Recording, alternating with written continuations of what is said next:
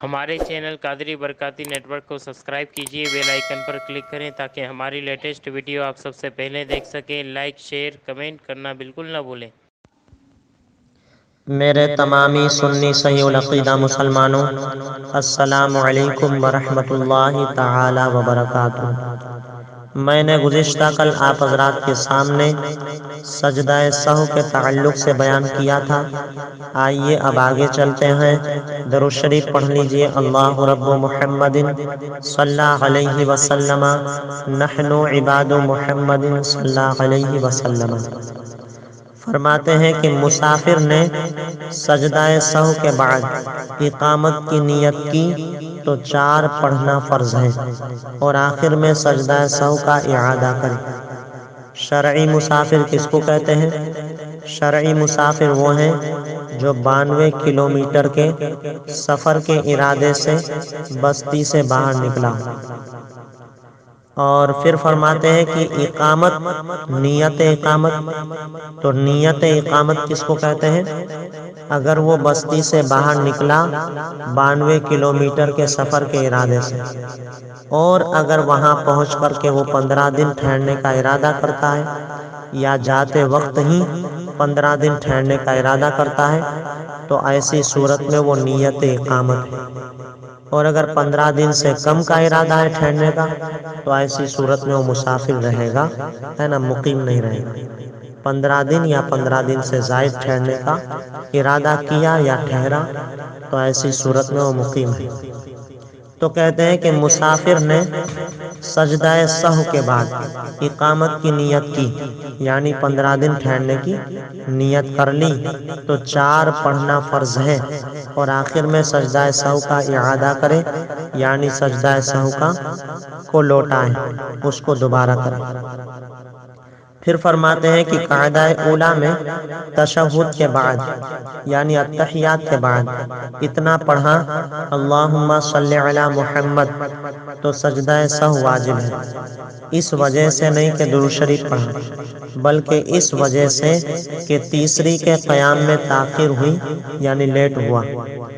اور اگر اتنی دیر تک سکوت کیا یعنی خاموش کھڑا رہا، چپ کھڑا رہا، جب بھی سجدہ سہو واجب ہے۔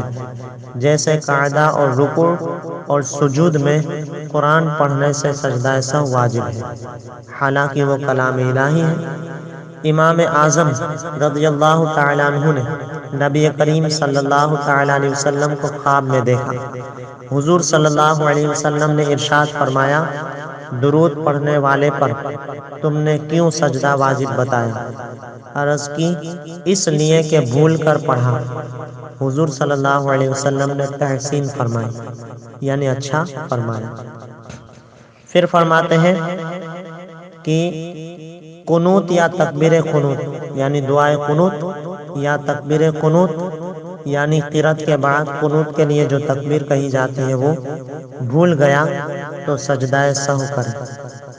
پھر فرماتے ہیں کہ امام نے جہری نماز میں یعنی بلند آواز کی قرأت والی نماز میں بقدر جواز نماز یعنی ایک آیت آہستہ پڑھی، یا سری نماز میں، ہے نا، جس میں بلند آواز سے قرأت نہیں کرنا ہے اس میں جہر سے پڑھی ایک آیت تو سجدہ سہو واجب ہے، اور ایک کلمہ آہستہ یا جہر سے پڑھا تو معاف ہے۔ پھر فرماتے ہیں کہ منفرد نے یعنی اکیلے نماز پڑھنے والے نے سری نماز میں یعنی جو بلند آواز والی نماز نہیں تھی اس میں جہر سے پڑھا، بلند آواز سے پڑھا تو سجدہ سہو واجب ہے، اور جہری نماز میں جو بلند آواز والی نماز تھی اس میں آہستہ پڑھا تو سجدہ سہو واجب نہیں ہے۔ پھر فرماتے ہیں کہ ثنا، دعا، تشہد یعنی التحیات بلند آواز سے پڑھا تو خلاف سنت ہوا، مگر سجدہ سہو واجب نہیں ہے۔ پھر فرماتے ہیں کہ اگر امام سے سہو واقع ہوا یعنی کوئی واجب بھول سے چھوٹ گیا اور سجدہ سہو واجب ہوا تو مقتدی پر بھی سجدہ سہو واجب ہے، اگرچہ کوئی مقتدی امام کو سہو واقع ہونے کے بعد جماعت میں شامل ہوا ہو، یعنی امام کے واجب چھوٹ جانے کے بعد وہ جماعت میں شامل ہوا ہو، جس وقت واجب چھوٹا تھا اس وقت نہ ہوا ہو۔ مثال کے طور پر، فار ایگزامپل، عشاء کی نماز فرض کے بعد قعدہ اولیٰ میں امام نے اتحیات کے بعد درود شریف پڑھ لیا، لہذا سجدہ سہو واجب ہو گیا۔ اب اگر کوئی مقتدی تیسری رکعت میں امام کی غلطی واقع ہونے کے بعد جماعت میں شامل ہوا، جب بھی مقتدی پر سجدہ سہو واجب ہے، وہ مقتدی بھی امام کے ساتھ سجدہ سہو کرے، اس کے بعد اپنی رکعت پوری کرے۔ مسبوق مقتدی نے امام کے ساتھ سجدہ سہو کیا، پھر اپنی فوت شدہ رکعت پڑھنے کے لیے کھڑا ہوا۔ مسبوق مقتدی کس کو کہتے ہیں؟ امام کچھ رکعتیں پڑھ چکا ہو تب شامل ہو اور آخر تک شامل رہے، یعنی امام کے ساتھ جس مقتدی کی صرف شروع کی رکعتیں چھوٹی ہوں اس کو مسبوق کہتے ہیں۔ تو مسبوق مقتدی جس کی صرف شروع کی رکعتیں چھوٹی ہیں، اس نے امام کے ساتھ سجدہ سہو کیا، پھر جب اپنی فوت شدہ رکعت پڑھنے کے لیے کھڑا ہوا، یعنی اس کی چھوٹی ہوئی رکعت پڑھنے کھڑا ہوا، اس میں بھی سہو واقع ہوا، یعنی اس میں بھی بھولے سے کوئی واجب چھوٹ گیا، تو اپنی نماز کے آخر میں سجدہ سہو کرے۔ پھر فرماتے ہیں کہ اگر مقتدی نے بحالت اقتداء، یعنی امام کے پیچھے نماز پڑھنے کی حالت میں سہو واقع ہوا، یعنی کوئی واجب چھوٹا تو بھولے سے چھوٹا، تو مقتدی کو سجدہ سہو واجب نہیں اور نماز کا اعادہ بھی اس کے ذمے نہیں۔ جیسے مثال کے طور پر، فار ایگزامپل، کسی مقتدی نے امام کے پیچھے قعدہ اولیٰ میں اتحیات پڑھنے کے بعد درود شریف پڑھ لیا بھول سے، تو ایسی صورت میں مقتدی کا صرف واجب چھوٹا، تو ایسی صورت میں مقتدی پر سجدہ سہو واجب نہیں ہے۔ پھر فرماتے ہیں، اور ایسی نماز کو لوٹانا بھی نہیں ہے نا۔ پھر فرماتے ہیں کہ مسبوق مقتدی، یعنی جس کی صرف شروع کی رکعتیں چھوٹی ہوں، جب تک اپنی فوت شدہ رکعت ادا نہ کر لے اس وقت تک اسے سلام پھیرنا منع ہے۔ امام نے سجدہ سہو کے لیے ایک طرف سلام پھیرا، تو اس سلام میں مسبوق مقتدی، یعنی جس کی کچھ رکعتیں چھوٹی ہیں، امام کی متابعت یعنی پیروی نہیں کر سکتا، سلام میں پیروی نہیں کر سکتا۔ اس کے علاوہ یہ کہ سجدہ سہو کرنے کے بعد امام نے نماز ختم کرنے کے لیے سلام پھیرا، اس میں بھی مسبوق مقتدی، یعنی جس کی صرف شروع کی رکعتیں چھوٹی ہیں، وہ امام کے ساتھ سلام نہیں پھیر سکتا۔ المختصر، یہ یعنی حاصل کلام، یہ نچوڑ یہ ہے کہ امام سجدہ سہو سے پہلے اور سجدہ سہو کے بعد میں جو سلام پھیرتا ہے، ان دونوں سلاموں میں مسبوق مقتدی نے، یعنی جس کی صرف شروع کی رکعت چھوٹی ہے، ایسے مقتدی نے قصدن، یعنی جان بوجھ کر شرکت کی، یعنی جان بوجھ کر اس نے بھی سلام پھیرا، تو اس کی نماز جاتی رہے گی، کیونکہ سلام عمدی ہے، یعنی جان بوجھ کر سلام پھیرنا ہے، اور اس کے سبب سے اس کے نماز میں خلل واقع ہوا، یعنی اس کی نماز جاتی رہی۔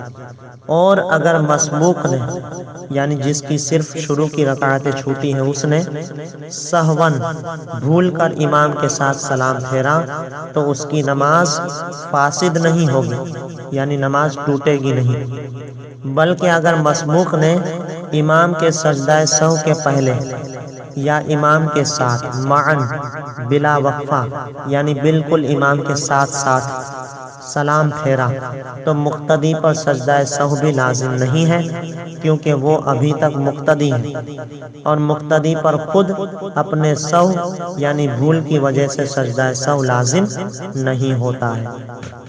البتہ اگر مسبوق نے امام کے سجدہ سہو کے بعد والے، یعنی نماز ختم کرنے کے لیے آخری سلام کے بعد، یعنی امام کے سلام پھیرنے کے کچھ وقفہ کے بعد، امام کے سلام پھیرنے کے کچھ وقفہ کے بعد سہون یعنی بھول کر سلام پھیرا تو اس پر دوبارہ سجدہ سہو واجب ہے، اگرچہ وہ امام کے ساتھ سجدہ سہو کر چکا ہے۔